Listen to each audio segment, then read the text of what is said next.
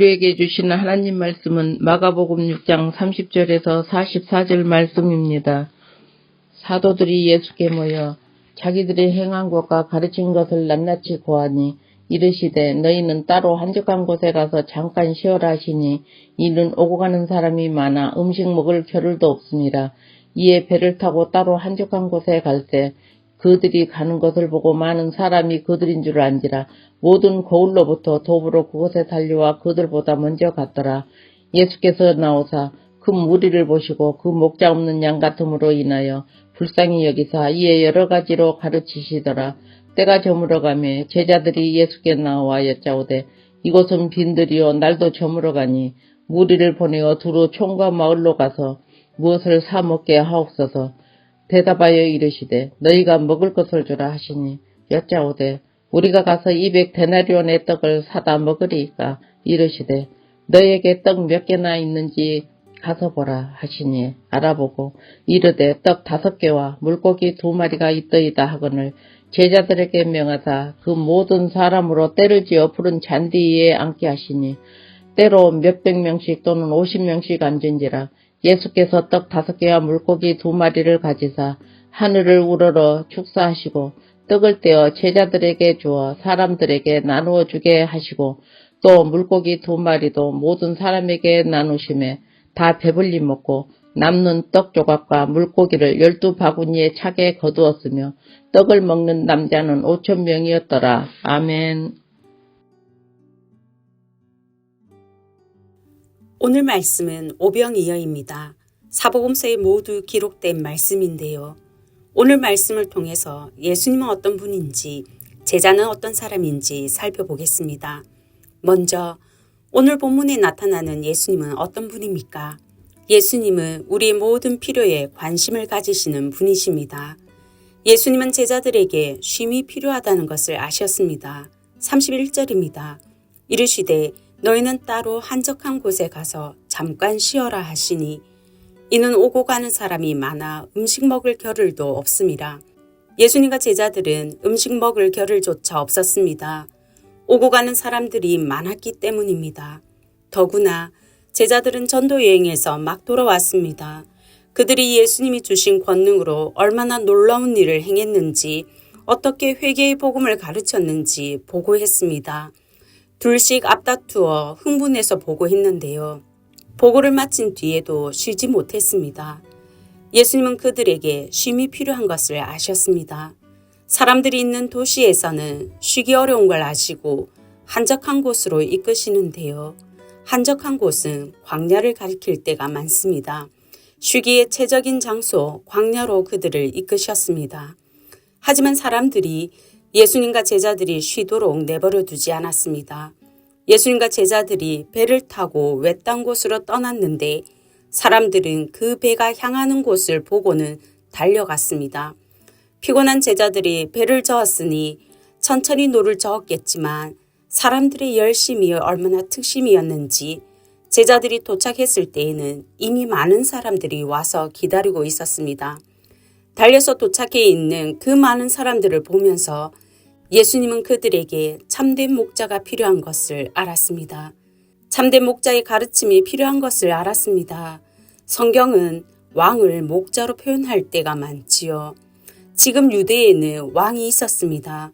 헤롯입니다만 믿고 따를 수 있는 왕이 아닙니다. 동생의 아내를 취한 부도덕한 왕입니다. 사치스런 연회에 빠지고 흥에 취해 딸에게 나라의 절반도 주겠다고 약속하는 어리석은 왕입니다. 죄 없는 사람, 의롭고 거룩한 사람의 목숨도 유희거리로 삼고 죽여버리는 악한 왕입니다. 그런 왕을 어떻게 믿고 따를 수 있을까요? 왕이 있지만 없는 것과 같았습니다. 목자 없는 양은 위험합니다. 쉽게 흩어져서 길을 잃습니다. 음식과 보호와 인도, 그 모든 것을 전적으로 목자에게 의존하는 것이 양인데요. 어떠한 보호도 가르침도 양식도 공급 못 받는 불쌍한 양떼들을 보신 예수님은 그들을 외면할 수 없었습니다. 그래서 가르치셨습니다. 예수님은 우리의 영적 필요에만 관심이 있는 분이 아니지요. 배고픔에도 관심이 있습니다. 빈들에서 날이 저물었는데 누구도 저녁을 못 먹고 있었습니다. 굶주린 사람이 남자만 5천 명이었습니다. 여자와 어린아이를 생각하면 2만 명 정도 있었을 것으로 보는데요. 그 많은 사람들이 굶주린 채로 있었습니다. 예수님이 오라고 와서 들어보라고 사정사정해서 모은 사람들이 아닙니다. 밥 먹을 겨를 없이 섬겼는데 쉼이 필요해서 떠난 광야까지 찾아온 사람들입니다. 이제 집에 가서 밥 먹으라고 보내면 욕할 사람이 누가 있겠습니까? 하지만 예수님은 친히 그들의 굶주림을 해결해 주셨습니다. 욕이 하는 정도가 아닙니다. 42절, 43절은 말합니다. 그들 모두 배불리 먹고 12바구니가 가득 차게 남았다고 말합니다. 어린아이부터 노년에 이르기까지 다 배불리 먹여주셨습니다. 소식가와 대식가 모두 충분하게 먹여주셨습니다. 성도 여러분, 예수님은 우리의 모든 필요에 관심이 있습니다. 관심이 있기에 나보다도 더 나를 세밀히 살피고 계십니다. 나보다도 더 나의 필요를 아시는 분이십니다. 몸과 마음의 병에 걸린 나의 필요를 아시고 관심 가지시고 채워주시는 예수님을 바라봅시다. 나의 영적인 굶주림과 마음의 가난함과 경제적인 궁핍함을 아시고 배부르고 남을 만큼 채워주시는 예수님을 믿고 오늘도 예수님 앞에 엎드리는 저와 성도님들 되시길 바랍니다. 그러면 예수님의 제자는 어떤 사람들일까요? 첫째로 예수님의 제자는 가지지 못한 것이 아니라 가진 것을 보는 사람입니다. 날이 저물었는데 예수님의 가르침이 계속되었던 것 같습니다. 제자들이 예수님께 다가와서 말합니다. 선생님, 여기는 빈들이고 날도 이미 저물었습니다. 이제 그만 사람들이 음식을 사 먹도록 농가나 마을로 보내는 것이 좋겠습니다. 자신들이 피곤하고 배고프고 짜증나서 한 말이 아닙니다. 무리들을 위해서 한 말입니다. 어린아이부터 노년에 이르기까지 굶고 있는 것이 걱정되었습니다. 예수님이 가르침을 끝내고 해산을 명령해야만 흩어질 것 같아서 말씀드렸는데요. 예수님께서 이렇게 대답하십니다. 너희가 먹을 것을 주라. 저라면 마음 상할 것 같습니다. 전도 여행으로 피곤한 그들을 잠깐 쉬라고 한적한 곳에 데리고 오셨는데 예수님이 안 쉬십니다. 날이 저물 때까지 가르치십니다. 그 옆에서 계속 같이 있었는데 너희가 먹을 것을 주라고 하시는 것입니다. 빵 한 조각 가지고 있지도 않은데 더구나 이 많은 사람들을 다 먹이려면 얼마나 있어야 할까요? 계산 빠른 빌립이 말합니다. 37절 하반절 세번역입니다. 그러면 우리가 가서 빵 200데나리온어치를 사다가 그들에게 먹이라는 말씀입니까? 1데나리온이 하루 일당이니까 200데나리온은 8개월 월급입니다. 빌립이 생각했을 때 최소한 200데나리온은 있어야 할 것 같습니다. 돈이 있어도 이 시간에 2만 명이 먹을 빵을 못 구할 것 같습니다. 12제자들이 흩어져서 구한다 해도 1인당 1670명분은 구해야 합니다. 언제 만들어 언제 가지고 오겠습니까? 불가능합니다. 그러니 빌립의 질문은 합리적입니다. 예수님은 왜 갑자기 불가능한 일을 하라고 하시는 걸까요? 아니 예수님은 불가능한 일을 하라고 하신 걸까요? 그렇지 않겠지요.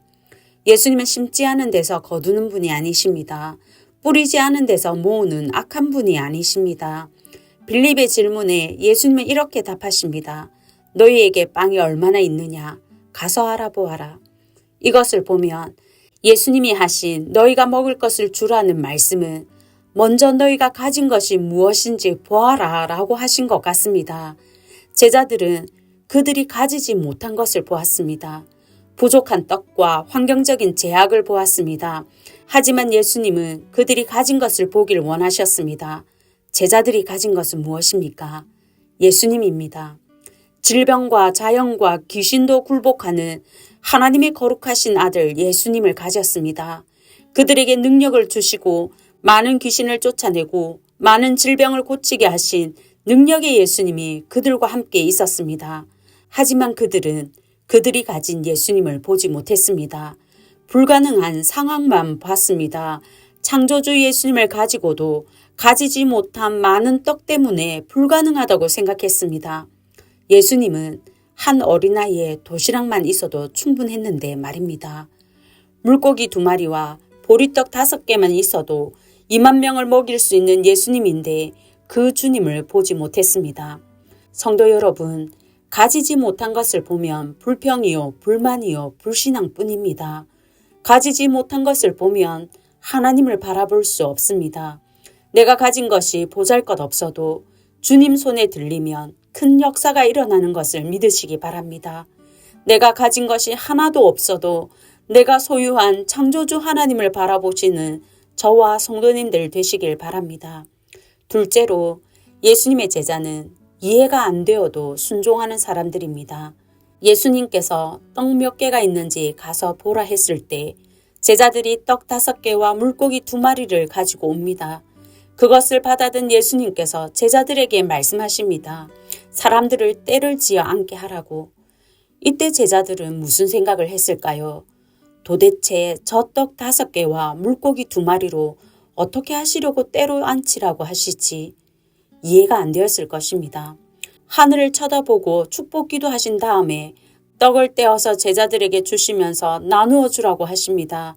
이때까지도 제자들은 성인 남성 5,000명이 먹고 12강주리가 남을 것이라고는 상상도 못했을 것입니다. 하지만 제자들은 순종합니다. 예수님이 하실 일을 이해하지 못했지만, 그리고 그 결과가 어떻게 될지도 몰랐지만 순종했습니다. 때를 지어 앉히라 하시니 앉혔습니다. 나누어 주라고 하시니 나누어 주었습니다. 쉬운 일 같은데 아닙니다. 마이크도 없는데 2만 명을 때로 앉히는 것은 어려웠을 것입니다. 유대인들은 공적인 자리에서는 남자와 여자가 따로 식사를 했었습니다. 남녀를 따로 앉혔다면 더 많은 시간이 소요되었겠지요. 거기다 어린아이들도 있었습니다. 떡과 물고기를 나누어 주는 일도 쉽지 않습니다. 예수님 한 분이 나누어 주는 것을 차례차례로 받아서 온 들판을 다니며 나누어 줍니다. 배 타고 건너오기 전부터 피곤했고 먹지도 못했는데 늦은 시간까지 얼마나 힘들었을까요? 그런데도 제자들은 불평하지 않았습니다. 불순종하지 않았습니다. 예수님이 어떻게 행하실지 이해하지 못했고 순종하면서도 이해가 안 되었지만 끝까지 순종했습니다. 순종했을 때 오병이어의 기적을 경험했습니다. 그 기적이 자신들의 손을 통해 전달되는 것을 경험했습니다. 성도 여러분, 제자는 납득이 되면 일하는 사람이 아닙니다. 이해가 되는 만큼 움직이는 사람은 제자다운 제자가 되기 어렵습니다. 측량하지 못할 하나님의 생각과 계획이라 다 이해가 되지 않아도 주님 말씀하시면 순종하는 사람이 제자인 줄 알고 순종하시는 저와 성도님들 되시길 바랍니다. 이제 들은 말씀과 교회를 위해 기도하겠습니다. 첫째, 불가능한 상황 속에서도 내가 가진 창조주 하나님을 바라보게 하시고 이해가 안 되어도 순종하는 믿음을 주옵소서. 둘째, 오늘 새벽 출발한 중고등부 비전 트립팀을 은혜로 능력으로 인도해 주소서.